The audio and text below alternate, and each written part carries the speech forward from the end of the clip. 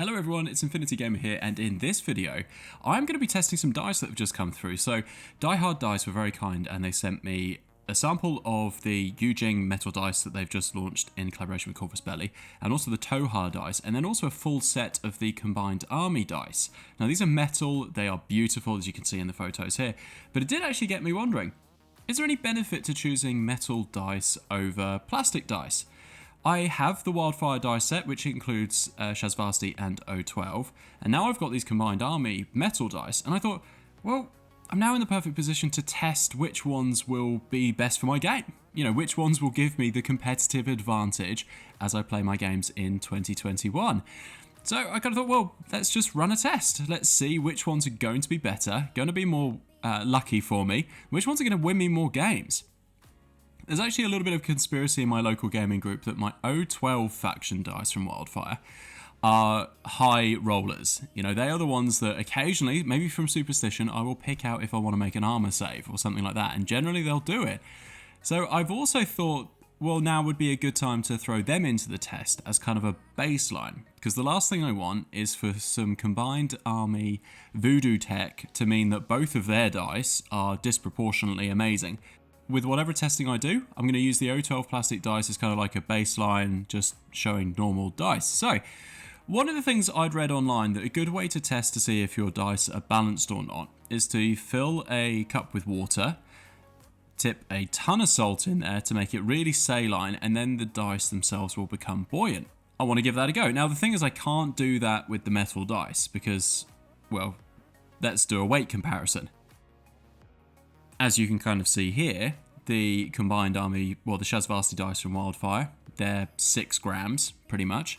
The O12 plastic dice, as you'd kind of expect, are also 6 grams. But when we look at the metal dice, we're looking at over 40 grams per dice. So the amount of salt that would be required to try and make something like that float, well, it would be impossible to achieve. Now that means that this floating test is only for the plastic dice. I ran into a problem trying to conduct this particular test, if I'm completely honest with you. I tipped in a whole bunch of salt.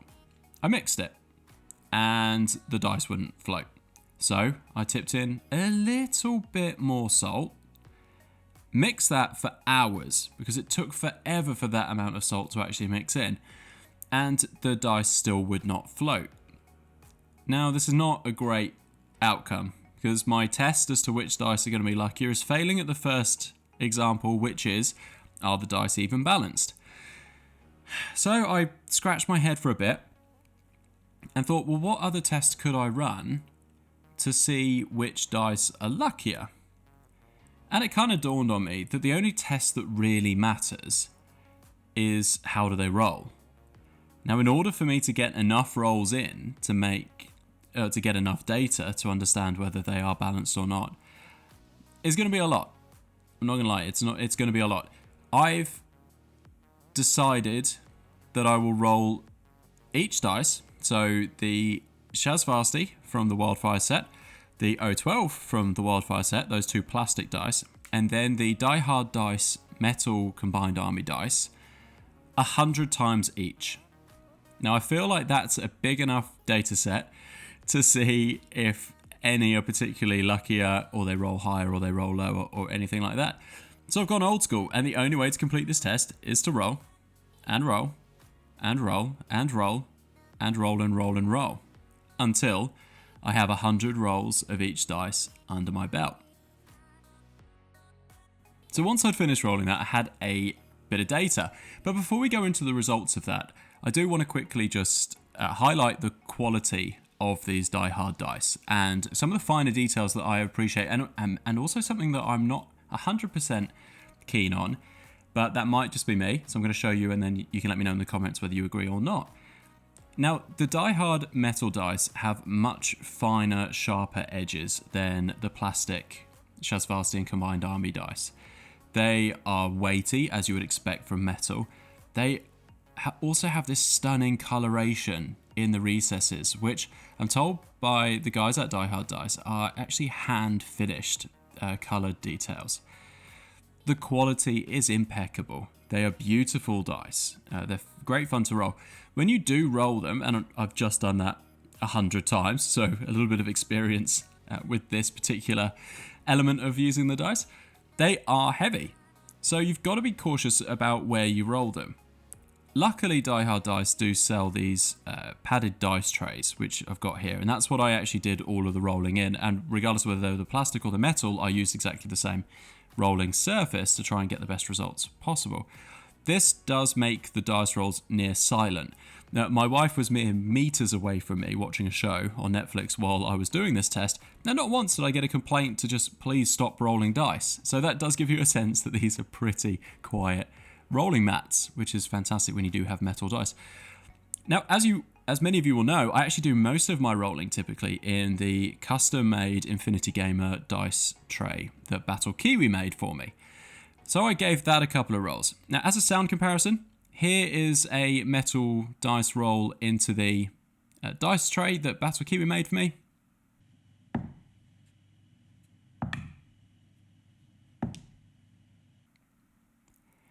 And here's a roll into the padded dice tray that they produce in line with Corvus Belli.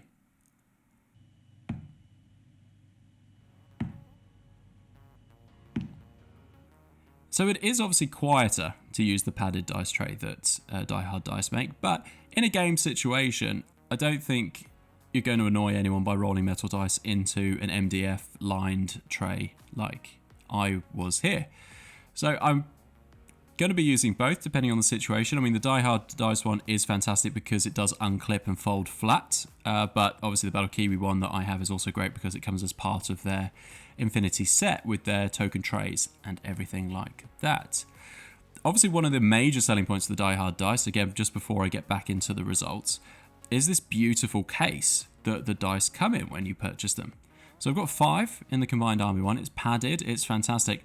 Here's a little test I ran to see how easy it was for the dice to fall out of the foam with the lid open.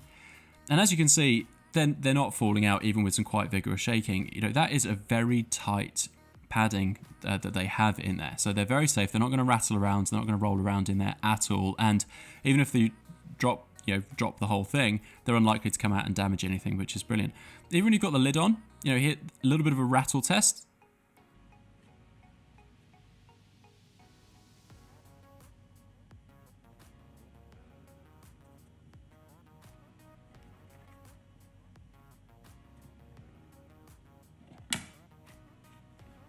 And you can't hear a thing.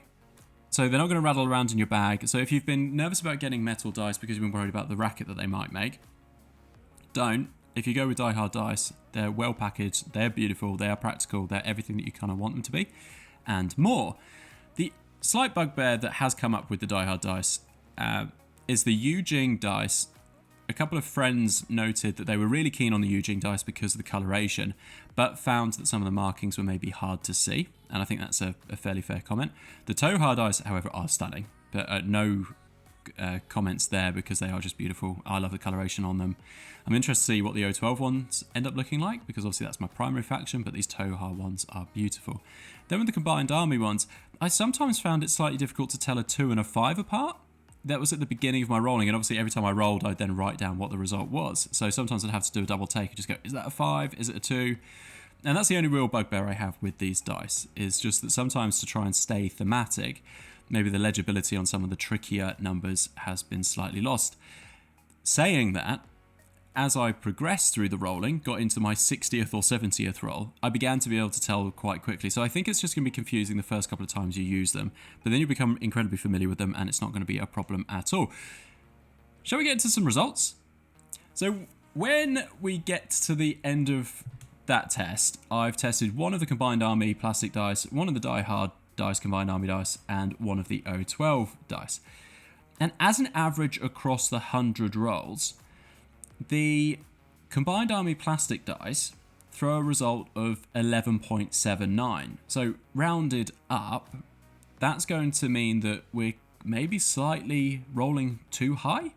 Because what you kind of expect is to average 10. You want an even split of lower numbers and higher numbers, so the average should be about 10 to show that it will roll evenly most of the time. To be close to 12, the Combined Army dice is rolling higher than you would anticipate. Comparing that to the O12 dice, which is also plastic and is from exactly the same set, it averaged a 10.63 result across the 100 rolls. So it's a lot closer to that middle benchmark that you want to see. The Die Hard dice were almost exactly 10 over the 100 rolls. I think I measured a 10.01 is the average across the 100 rolls. So that's insanely close to what I would consider really balanced dice. Which obviously lends me to believe that the Die Hard dice are fantastic. The Combined Army plastic dice from Wildfire have got voodoo tech embedded in them, and the O12 dice are as close to perfect as they can be yet because it's O12. But I wasn't completely happy. Now, I'd used the same dice for all 100 rolls, so could it just be that the dice was a slight anomaly? Could I have picked a bad dice from the Combined Army plastic set? I do have more dice, so should I roll more? Against my better judgment, I decide that that's a fantastic idea. So I take 2 more dice from the Combined Army. I roll 1 100 times. That becomes my B dice. And then I roll the C dice 100 times to give me 3 dice. I do exactly the same with the Die Hard dice, and I do exactly the same with the O12 dice. So by the end of this session, I have rolled dice 900 times purely for this video, so that you might be able to come away from watching it going, which dice are maybe more balanced than others? It was an afternoon well spent, trust me.